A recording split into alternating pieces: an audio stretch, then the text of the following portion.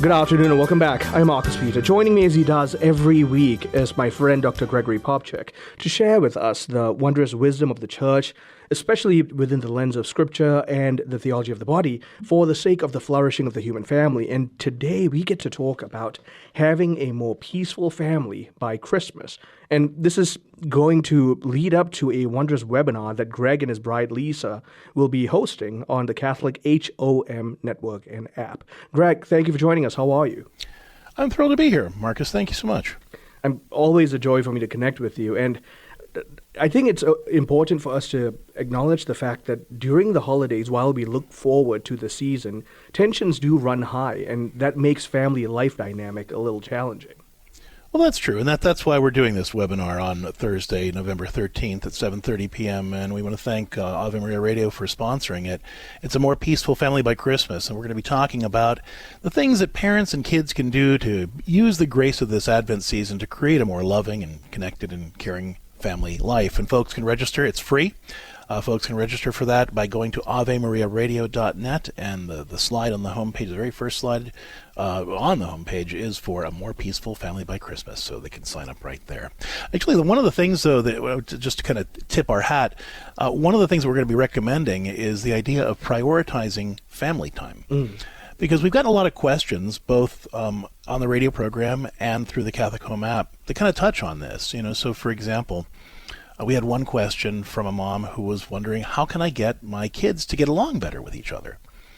And then we had another question from a mom who was wondering, well, her daughter was actually struggling with whether she should be confirmed or not, because she had questions about the faith and wrestling with some doubts. And so we said to that mom, well, how are you guys talking and praying about this together? And her first answer is, well, we're just so busy as a family that's part of the problem. We don't have time to talk and pray about this stuff. And then the same thing then with the question about the siblings. Do you have time as a family to really work on these relationships? And that mom was saying, well, the older kids are involved in these things and the younger kids are involved in those things, and it's really hard to get together. And it really just struck me how many Catholic families have really bought into the whole premium that the secular culture has placed on overscheduling and valuing activity over intimacy.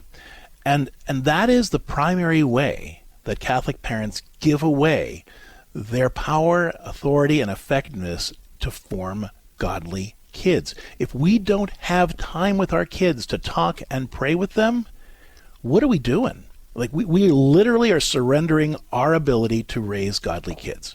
We're not doing our job. And now, my job here is not to make people feel guilty about this, but it's to clang the gong, to raise awareness to the fact that we can't surrender our primary responsibility of forming our kids by having time with them. I talk to so many parents who are so sad that their kids have left the faith, who their kids aren't following the values that they were supposedly raised in. But if we don't take time to talk about these things and pray about these things, because we're so busy taking them to sports and taking them to this and taking them to that, we're abandoning the primary job that God's given us to do, which is to be a family and facilitate godly relationships in the home, so our kids know how to love God and love others as God wants them to when they grow up.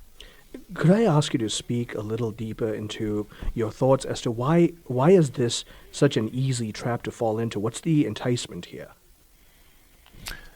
I think there's a lot to be said for what used to be called FOMO, fear of missing out. There's this sense that there's so many things that we could do, and they're all such cool things. We should do those things, right? And then there's the fear that parents have that if my kids don't do all those things, then they're not going to be well socialized, and they're not going to build up their resume, so they won't be able to get into a decent college, and then they'll be miserable the rest of their lives. And we bought into this idea that being busy means being important and being well-rounded. And it doesn't. It actually means the exact opposite of those things. It means that we don't know how to have relationship, and that we value activity over intimacy, and don't know how to reflect, and don't know how to relate. We just know how to do. And so we end up raising human doings instead of human beings, and so nobody, that's not what we're called to do. And it's very easy to get caught up in this, and frankly, our schools are all about this too. I mean, Our youngest daughter, when she was in high school, her friends, would get to school at like 7 o'clock in the morning and not get home until 11 o'clock at night because of activities afterward. And then they had to do homework. It's crazy. So there's a lot of social pressure just with the way sports, for example, are organized, or the way extracurricular activities are organized. If there's a certain feeling that if I prioritize family time, I'm not going to get to do anything because every activity is so all-encompassing. And I appreciate that. That's a very real struggle. But I really just want to encourage our listeners who are parents out there to recognize that the most important activity that we can do is family life, because that's how we learn to be people. That's how we learn to love. That's how we learn virtue. And folks are so concerned about socialization. Kids don't actually learn socialization by hanging out with other kids. They practice socialization hanging out with other kids, but they learn it by hanging out with grown-ups. They learn it by being part of a family, that first community that learns how to advocate for their own needs, but while still being respectful of the needs of others. And the family group is perfectly ordered to learning those kinds of skills. And then we can take them out to the world and practice them with peers. But peers aren't well socialized, and they can't teach our kids how to be well socialized either. They have to learn that from us. And so another reason why we need to prioritize family time, because that's how we form well-rounded people. Not by saying you have to do a million things, but learning how to be a person who knows how to be in relationship with others, which is all about family. Which draws us back to what you and Lisa constantly speak about, the liturgy of domestic church life as the core ritual of the family. That's right. And so this practice, prioritizing family life, is the very first practice of 12 practices that are part of this liturgy of domestic church life. And where these practices come from are research that we did through the Center for Applied Research and the Apostolate at Georgetown University that looked at Catholic families who had uncommonly close family relationships and successfully raised all of their kids to a faithful adulthood. Now that's compared to most families where 85% of our kids are leaving the church by adulthood.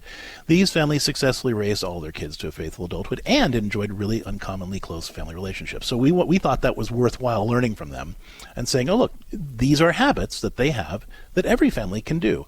The very first habit is they really did prioritize family time. They said there are certain things we need to do to be a family, and then we can schedule activities around that as they fit. But what happens for most Catholics, most families in general, but Catholics as in particular, since that's who we're talking to, we think, okay, well, we're going to fit family life in between sports and in between the play and in between this and in between that activity and this, in between, and we'll still be a family because we live under the same roof and we share a data plan.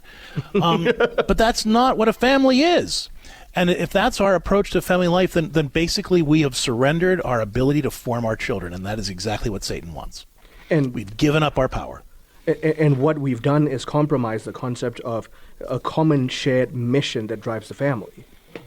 That's right, or shared experiences, like going back to that question that we got on home about how can I help my kids get along better with each other. Well, if your older kids are in these activities and your younger kids are in those activities and you never see each other, how will they ever cultivate a relationship? They won't have any shared experiences. They won't have the opportunity to work together as a family, to learn how to get along with each other. You as parents won't have the opportunity to shape those relationships and teach them how to get along with each other. There was a study recently that talked about how it's close to 80% of adult siblings do not have a relationship with each other. And go ahead, please. And that's largely because we didn't learn how to have that relationship. And that's why this webinar that you and Lisa are hosting is going to be a good tool, a crucial tool in helping rebuild and reclaim that.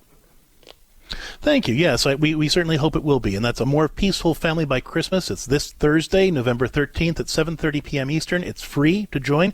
All folks have to do is go to AveMariaRadio.net, and they will see the very first slide that pops up on the homepage advertising the webinar. You can register. Again, it's free, and it's this Thursday, November 13th, 7:30 p.m. It'll be recorded, so if you can't make it live, we'll send you the recording. But we'd love for you to be there to help parents and kids discover how to use the grace of the Advent season to create a more loving, connected, and caring family life.